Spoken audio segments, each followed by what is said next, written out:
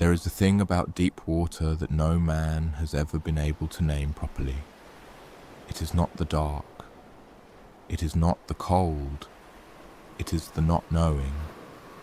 What lives beneath the surface of things, beneath the surface of you. That is the thing. I have sailed waters so wide that the horizon ceased to mean anything. I have heard men, good men, seasoned men, men who laughed at storms. I have heard them go quiet in the open sea, not from fear of the weather, from the realization that the sea does not end, that beneath every ship, every vessel, every craft ever built by human hands, there is only water, fathoms of it, miles of it, and in that water a darkness that has never once been interrupted by light.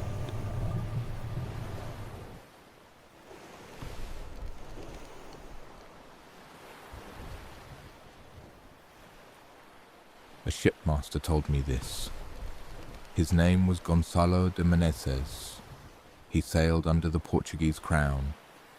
In the year of our Lord, 1589, he was 3 weeks out of Lisbon, bound for the spice routes, and he had on his crew a young pilot's mate, a boy of 19 named Estevão. Gonçalo told me that boy was not of the superstitious sort. He came from a family of fishermen. He had seen the sea his whole life. He did not pray much, and he did not flinch at foul weather. He was the kind of sailor you want beside you. 3 weeks out, the middle of the open Atlantic, that particular stretch where there is no coast to the east and no coast to the west, nothing in any direction, only sea and sky and the occasional bird that has flown too far from anywhere. It was a calm night. That is the thing the shipmaster kept repeating. A calm night, you understand. Not a squall, not a storm. A calm night. The boy Estevão had finished his watch. He was at the stern looking down into the water, as men sometimes do when the sea is flat and the ship barely moves. Just looking. Gonçalo came to him. He intended to send the boy below to rest, but before he could speak, Estevão held up his hand. A small gesture. Quiet. Listen, the boy said. And Gonçalo listened. He heard nothing, only the water against the hull, but Estevão was still staring down. His face, Gonçalo described it as the face of a man doing sums, working out a problem, not frightened. Not yet. How deep is it here? The boy asked. Gonçalo said something honest. He said, I do not know. No one does. And Estevão nodded slowly, as if this confirmed something he had already understood. The shipmaster told me what happened next in fragments. He said it was difficult to explain the order of things because he himself was not entirely certain what he had witnessed.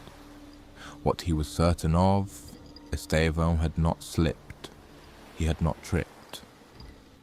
There was no sudden motion, no lurch of the ship, no loose rope, no failure of any kind. The boy stepped off the stern. The boy stepped off the stern, deliberately, quietly, like a man stepping off a doorstep. The shipmaster called for lines. He threw one himself. He could see Estevão in the water. The boy was not thrashing. He was not calling for help. He was floating on his back, looking up at the stars. And then, not quickly, not with violence, slowly, the boy began to sink. Not below the surface, below the visible dark, below what the torchlight reached. They lowered a boat. 3 men went in. They found nothing. The water was still, no current, no disturbance, as if the boy had simply been absorbed, taken in. Gonçalo searched for 3 hours. He told me, The worst part was not losing the boy. The worst part was the water, because it did not care, it did not change. It was the same after as it was before, flat, black, indifferent. I kept thinking, he said, of everything that was below us. How many fathoms of nothing. And the boy, wherever he was, still sinking, still going down. Perhaps still going down even as I speak to you now.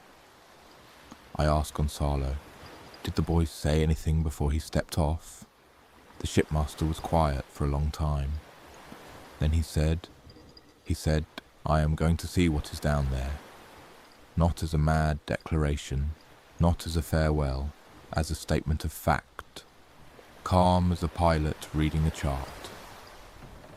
Gonzalo de Menezes returned to Lisbon 6 months later. He never commanded another vessel. He told me he could not explain what had happened to the boy. He said only this: the Atlantic is 4 miles deep in that passage. 4 miles below the boy's feet, when he was standing at that stern, there were 4 miles of black water. Nothing, not even light from above reaches that far. I used to think the ocean was a surface, he said. Now I think it is a ceiling. Men who work the sea for a living develop a particular relationship with depth. They do not think about it often. They cannot afford to. A fisherman who truly considered what lay beneath his hull every moment he was at sea, he would not fish long. But sometimes something reminds him, and the knowledge, long suppressed, rises, like something surfacing from below.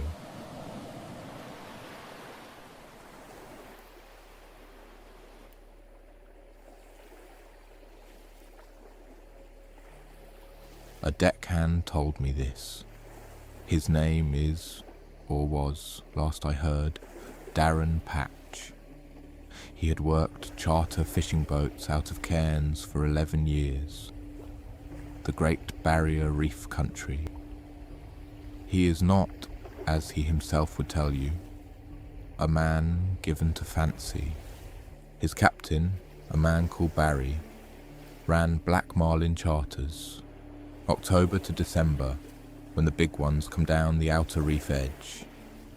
1,000-pound fish, older than most of the boats hunting them. You never get used to them, Darren told me. You think you will.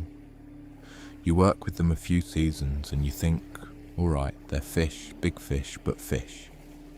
And then one comes out of the water alongside you, and it's the size of a bloody car, and it's looking at you. And you realize, no, you do not get used to them.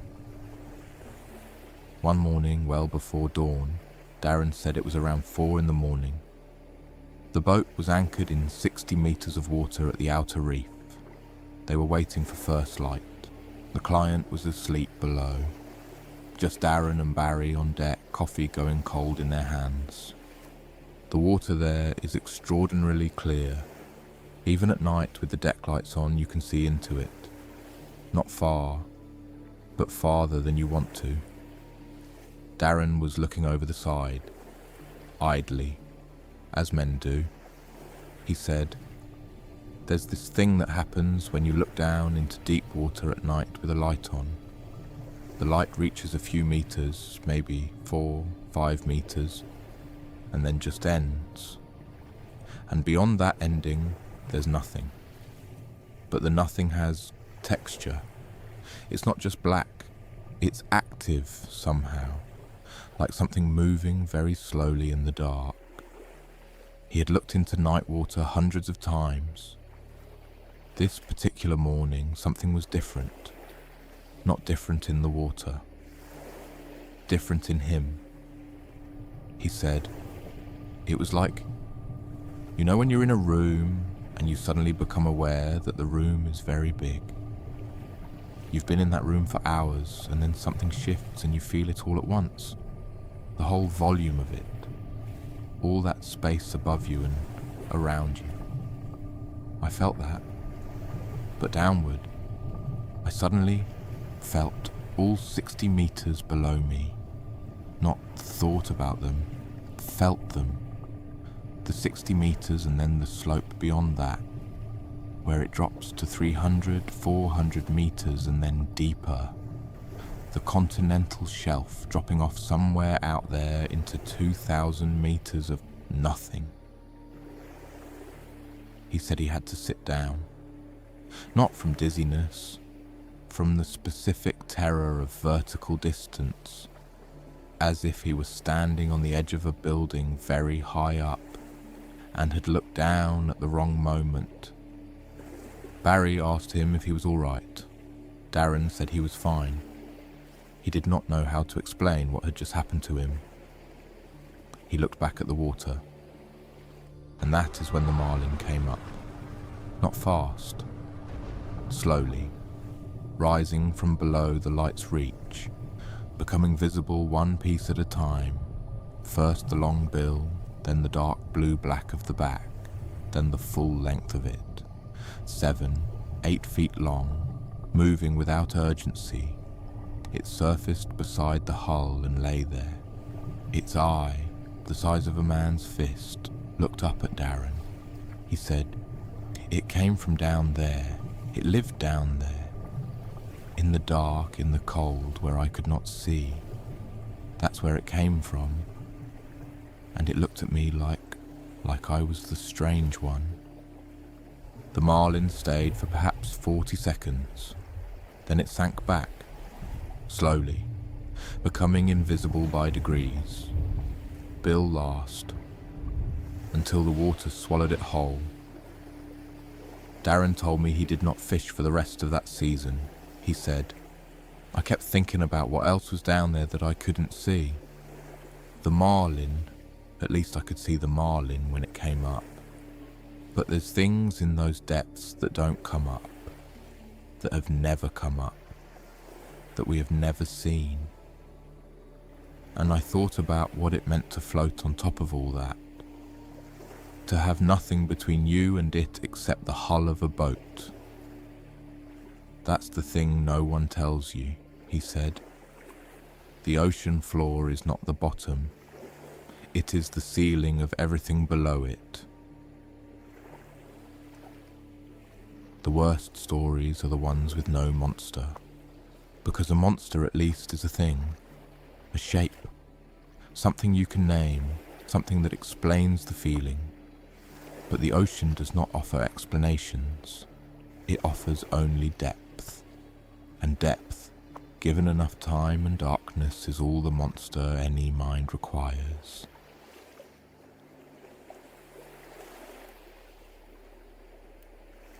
This account I have from the woman. Her name I shall not give. She told me she did not wish to be found by it, by the story. She had spent 3 years trying to stop telling it, she said, and she did not want it attached to her name like a ship's barnacle. I shall tell you only this. She and her husband were aboard a small expedition sailing vessel, 40 feet, crossing the North Pacific. They were experienced. They had made the Atlantic Passage before. They were not careless people. They were 6 days out of Dutch Harbor, Alaska, bound south and west. 6 days into what would eventually become a crossing of 3 weeks. 6 days out, so still deep in the nothing, the vast, indifferent center of the biggest ocean on Earth. They had retired below. She told me, and she said this plainly without embarrassment. They had made love, the first time in weeks. The kind of intimacy, she said, that the sea seems to allow once you stop fighting it. She fell asleep. He could not. He dressed, partially. Trousers, no shoes. He took his cigarettes. He smoked a pipe on land but carried cigarettes at sea, she said. A habit he claimed was more in keeping with the mood of the ocean. And he went up through the companionway to the cockpit. She does not know how long she slept. She woke from a dream about a door she could not close.